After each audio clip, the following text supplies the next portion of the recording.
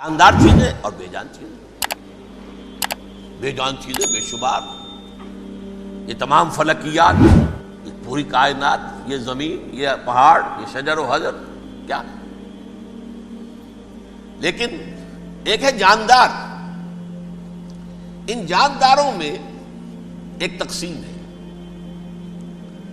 دو کا تعلق غیر مرئی دنیا سے ہے، انویزیبل ورلڈ سے، فرشتے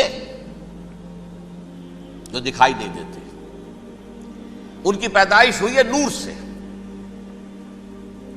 دوسرے جنات جو انسانوں سے پہلے پیدا کیے گئے، آدم سے پہلے، وَالْجَانَّ خَلَقْنَاهُ مِن قَبْلُ مِن نَارِ السَّمُومِ، جنات کو تو ہم بہت پہلے پیدا کر چکے تھے آگ کی لو سے، وہ بھی نظر نہیں آتے۔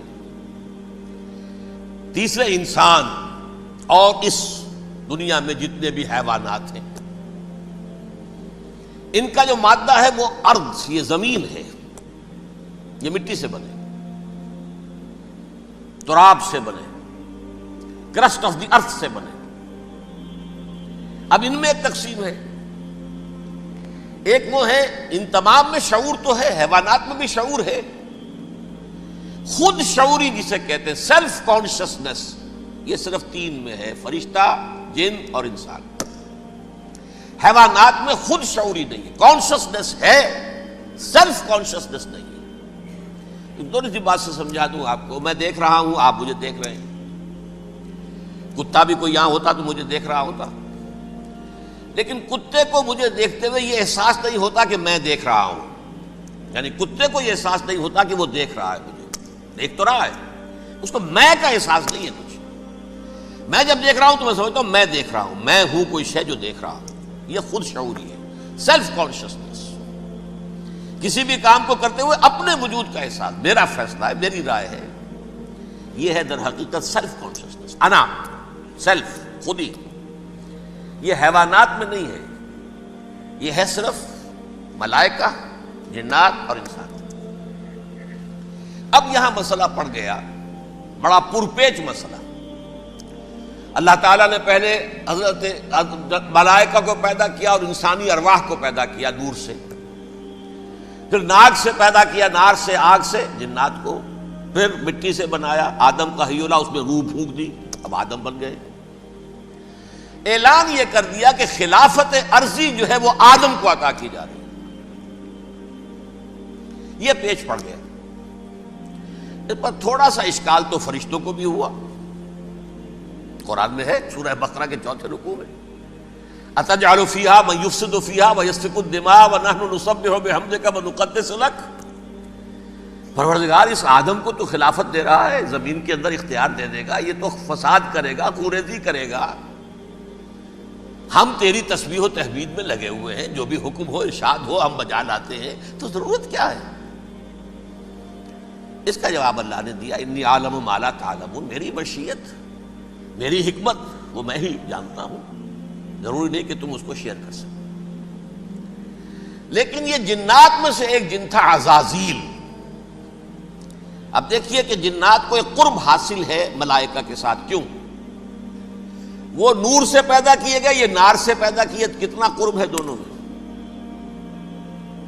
انسان پیدا کیا گیا مٹی سے، مٹی انرٹ ہے، آگ بھڑکتی ہے، اوپر اٹھتی ہے، شعلہ زن ہوتی ہے، انرجی ہے اس میں۔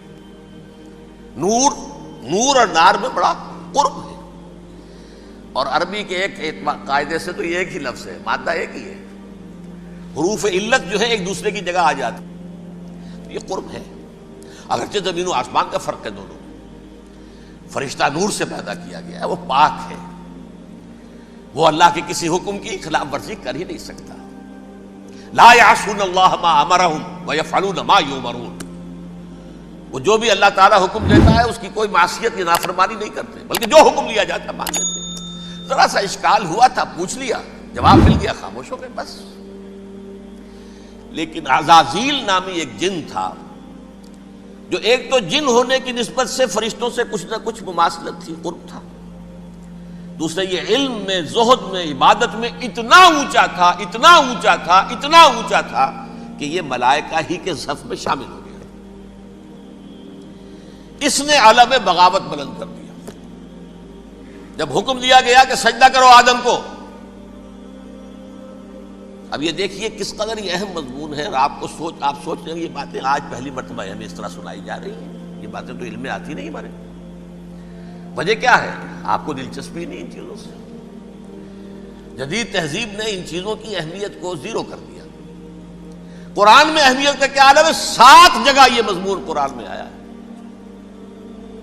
کہ فرشتوں کو ہم نے حکم دیا سجدہ کرو آدم کو، سب نے سجدہ کیا۔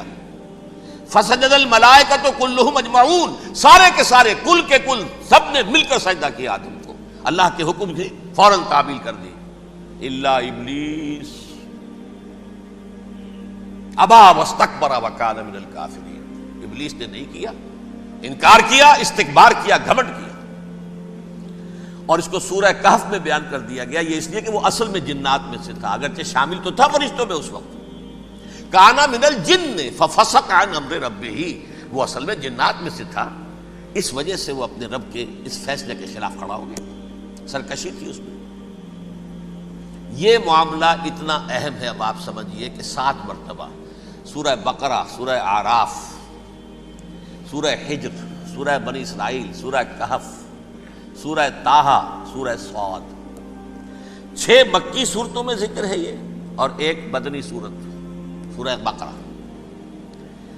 ان میں سے اکثر مقامات پر پھر جب اللہ نے کہا کہ اچھا تم نے یہ سرکشی کی ہے اور ہمارے حکم کی خلاف ورزی کی ہے تو یہاں سے نکل جاؤ، دفع ہو جاؤ، تم مردود ہو، مردود ملعون، ان علیک لعنتی الی یوم الدین، اب تجھ پر لعنت رہے گی میری قیامت کے دن۔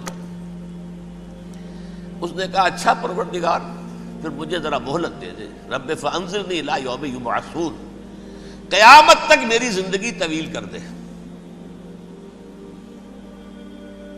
فاذهب فانک من المنظرین، کہہ دیا اچھا جاؤ، تمہاری یہ درخواست بھی ہم نے قبول کی۔ انہوں نے کہا پروردگار اب میں اس آدم کو بھی گمراہ کر کے چھوڑوں گا اور آدم کی نسل کو تباہ کر کے چھوڑوں گا۔ انتہائی شدید چیلنج کے انداز میں یہ قرآن مجید میں 4-5 مرتبہ مضمون آیا ہے۔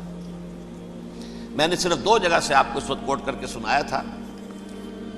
سورہ اعراف میں اللہ تعالیٰ فرماتے ہیں قالا، اس پر ابلیس نے کہا فبما اغویتنی، تو اے رب جو تو نے مجھے گمراہ کیا ہے، مجھے ذلیل کر دیا، مجھ پر فوقیت دے دی، اس کو انا خیر منہ، میں اس سے بہتر ہوں، خلقتنی من نار وخلقتہ من طین، بنایا تو نے مجھے آگ سے اور اس کو بنایا مٹی سے، پھر مجھ سے مطالبہ کہ میں سجدہ کروں، اور میں نے سجدہ نہیں کیا تو اب تو نے مجھے ملعون قرار دے دیا۔ قال فبما اغویتنی لأقعدن لهم صراطک المستقیم، اب میں یہ نسل آدم کے لیے، اس کو برباد کرنے کے لیے تیری سیدھی راہ کے اوپر گھات میں بیٹھوں گا، سیدھے راستے پر چلنے نہیں دوں گا۔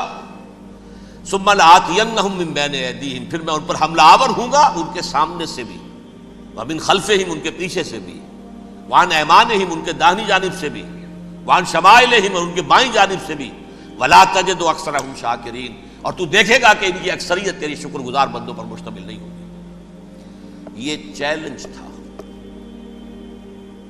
اور ایک چھوٹا سا چیلنج جو سورہ صاد میں آیا ہے، اور یہاں تو اس نے اللہ کے جلال کی قسم کھا کر کہا قال فبعزتک لأغوینہم اجمعین، اے رب تیری عزت، تیرے جلال کی قسم ہے میں ان سب کو گمراہ کر کے چھوڑوں گا، الا عبادک منہم المخلصین، سوائے ان میں سے وہ کچھ لوگ جنہیں تو خالص اپنا بندہ بنا لے، جنہیں تو اپنا بندہ بنا لے۔ مخلص، مخلص نہیں، مخلص یہ مفعول ہے، فاعل نہیں ہے، جسے تو بنا لے۔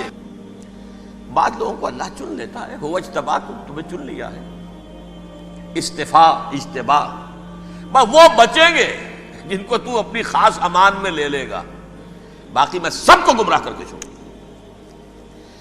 یہ ہے اصل دنیا میں نوع انسانی کا ابدی دشمن، ازلی سے ابدی تک۔